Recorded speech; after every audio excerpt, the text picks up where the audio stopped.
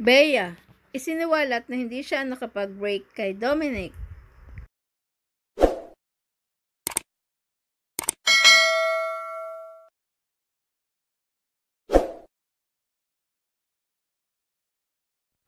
Sa panayam ni Nelson Canlas, ibininyag ng maganda at magaling na aktres na si Bea Alonzo na maling-mali ang sapantahan ng madla na siyang nakipag-break sa dati niyang fiancé na si Dominic Roque.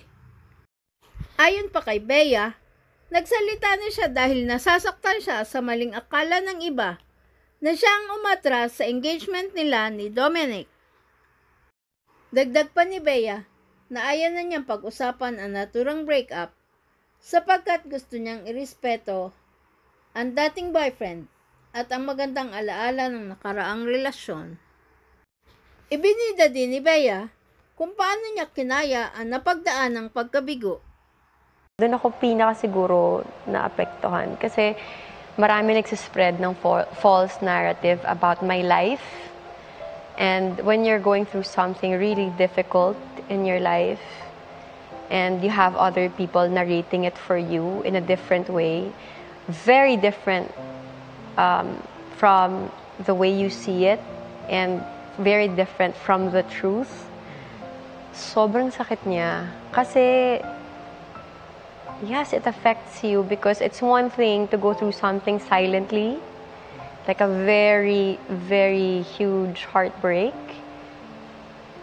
But it's another thing to be going through it in front of the public nang iba yung narrative. And people forget no, na ikaw yung nakipag-break eh. Ikaw yung unang naapektuhan eh. Actually, that's false. That's false. Hindi ako yung nakipag-break. So, what I mean is, ikaw yung nawalan ng relasyon. Oo. Since you mentioned that, I will ask that. So, hindi ikaw ang nakipag-break? Oo, pero wag na natin pag-usapan yun.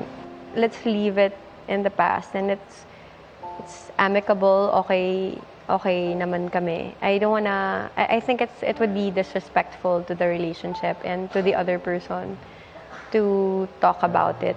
It's a very sensitive topic and gusto kong bigyan ng respeto at gusto kong iwan sa magandang paraan what we had. Please subscribe and hit the notification bell para ma-update kayo sa sunod na showbiz news.